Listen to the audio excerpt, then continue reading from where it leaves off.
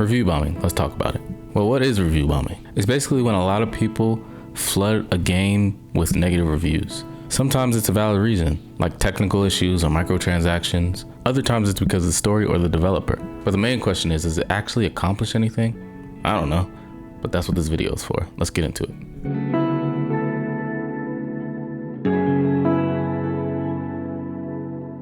Let's look at the first instance of review bombing in terms of video games. Back in 2008, there's this game called Spore.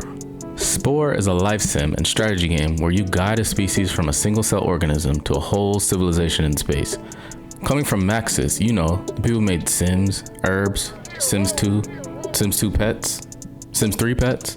I'm sure fans were really excited for this new rendition of yet another life sim, but as gamers started getting their discs delivered, they were in for a rude awakening. Now, me being 13 at the time and now owning a PC, I was synced to Sims 2 on the PSP and the DS, so I didn't have to live through this. But people excited to play Spore were greeted with a newly incorporated DRM from good old EA.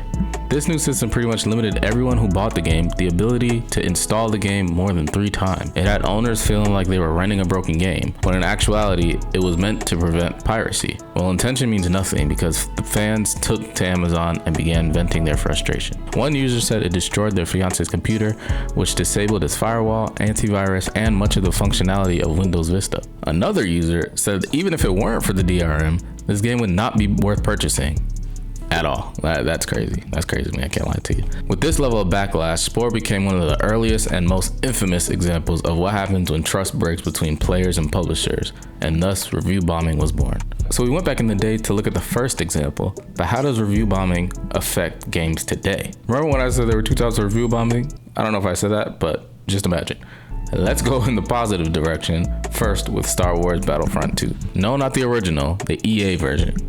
2015, 2017 Battlefront. So this was scheduled to release in December of 2017, but before that they had a beta in October. They had promised a new story mode and free updates and DLC, including missions, maps, and characters. Keyword free. But as October rolls around and people start playing the beta, they realized that there was an option to purchase loot boxes, which contained star cards that gave gameplay advantages. What are loot boxes, you ask? They're pretty much a gambler's dream. Inside a loot box will be randomized in-game items, whether they are upgrades or customizable items. So instead of playing and grinding the game, you could potentially buy your way to the top. And once the game went into early access in November, you can forget about it. The same issues were still there, and users voiced frustrations on many outlets, tanking the credibility and the stock of the game and ruining the expectations of fans. I created a dashboard using data from SteamDB and pulled data from the Steam API. I know that the game originally launched on Origin, so this data is only from 2020 and on. But as you can see, most of the negative reviews had words like broken, dead, boring, and not worth. And the concurrent player count didn't rise above 5,000 again until May of this year, 2025, when the internet was campaigning for them to make a Battlefront 3. All in all, I think we can say that review bombing definitely worked in this case. Another positive example of review bombing is when a game is released with technical issues or bugs. Games like Cyberpunk 2077 and No Man's Sky. Some say that these 2 games and their developers CD Projekt Red and Hello Games have some of the biggest comebacks in gaming history. From starts where disappointing, boring, buggy, and repetitive would describe their games, to full-on, fleshed-out, critically acclaimed games. They were both able to turn around their franchises. At the end of 2024, Cyberpunk 2077 just recently sold over 30 million copies, as well as 8 million for the DLC, while No Man's Sky has sold over 10 million copies. This shows you never to give up on your dream, or never release an unfinished game. Depends on your perspective. Either way, both developers could have threw in the towel once the review bombing abomination started, but they decided to hunker down and keep working.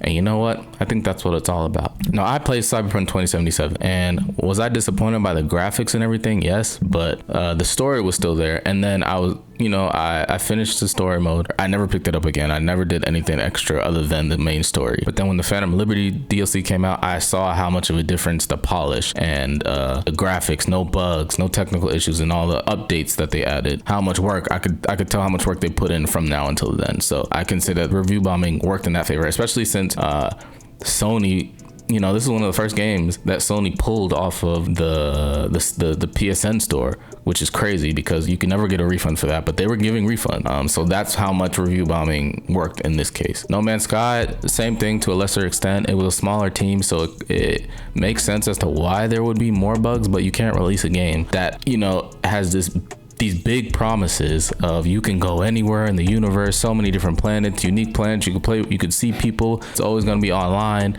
And then when they release it, there isn't really a story. There are bugs. The other species were saying the same things. There wasn't any variety in the flora, and you couldn't really build a base or anything. All the updates that they've had now, and continuing to updates, even though they already announced their second game, but it seems like they're taking components from their second game and adding it to this game, for free updates and DLC. So that's what's crazy to me, that they continue to hunker down and work on, this is their, their project, their first project. And I know they're proud of, what the product and the game has become today. Now on to the main negative reason of review bombing. And it's when fans just don't like the direction of the story that the developer is taking it. And you all know the example I'm about to give. The Last of Us Part 2. Released in June of 2020, huge leaks in April of 2020. And from the leaks, those fans went crazy. Seeing a grown man die apparently does a lot to grown men. Curses and slurs being thrown left and right, accusations of Naughty Dog turning woke, reasons of the leak going from disgruntled employee releasing it to disgruntled fans hacking the system, fans canceling pre-orders, all from leaks. Not one person played the game, not one person experienced the actual story. They just saw the death of Joel at the beginning, killed from somebody that you don't know, and then seeing that you're gonna have to play that person because of the way she was built. They're being transphobic, and they immediately gave up on the company who was giving them great stories and performances for the last decade with Uncharted, that whole franchise, that whole series, and the first Last of Us. Yeah, I saw the leaks too, but even if I saw Joel died and I was disappointed, I still wanted to see how it came to that point, so I still finished it through, and I enjoyed the game as much as you guys don't know who I am. I enjoyed the game.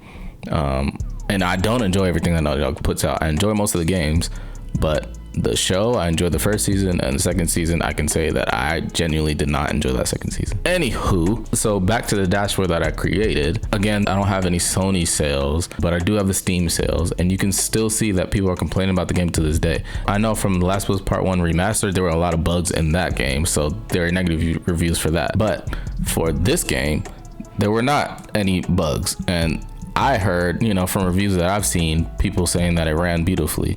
So why are there still negative reviews?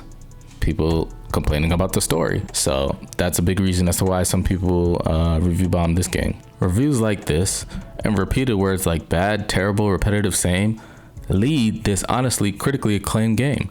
But looking at the chart, obviously more people loved it than hated it, and the number of players had a gradual descent as people finished the game. Nothing abrupt or anything like that. So all in all, review bombing didn't really have an effect on this game at all, but it probably had a big effect on the developers and their lives, death threats, and different things like that. Also, the most recent example of review bombing is with Mindseye, which came out last week. A game that nobody played and everybody was skeptical about. This is a new team. All the animations seem kind of robotic. A story, there isn't really any trailers explaining anything. And once the game released, they were right, but you can't really just immediately review bomb stuff if nobody's played it before. And once the game released, all the reviews were negative before anybody played it. Now the video reviews, people who actually played the game, and once you watch them, then you could say, oh, this is a negative experience. I'm probably not gonna play that, because that's how I felt. But maybe give the team a couple of years to fix it. They shouldn't have released the game, I agree, but maybe give them some time, and who knows? We've seen gameplay now, and we know it's bad. We know it's trash. So back to my original question, does review bombing accomplish anything? I leave that for you to decide. But after looking at the data, with the spikes in negativity, the impact on player counts, and how little these campaigns seem to change anything in the long run, it's hard to argue it accomplishes much beyond adding fuel to the fire for the first couple of weeks. And at the end of the day, games live and die by the quality of the experience, not by how angry people get on the internet. Because if a tree falls in the forest, does it really make a sound? I really need you to think about that. I really need you to think about that. Thanks for watching. If you enjoyed this breakdown, make sure you leave a like and subscribe for more. Oh, and if you're curious to dive deeper into the data, I have a link to my dashboard that I created in the description. Let me know in the comments what your thoughts are on review bombing, and I'll see you later.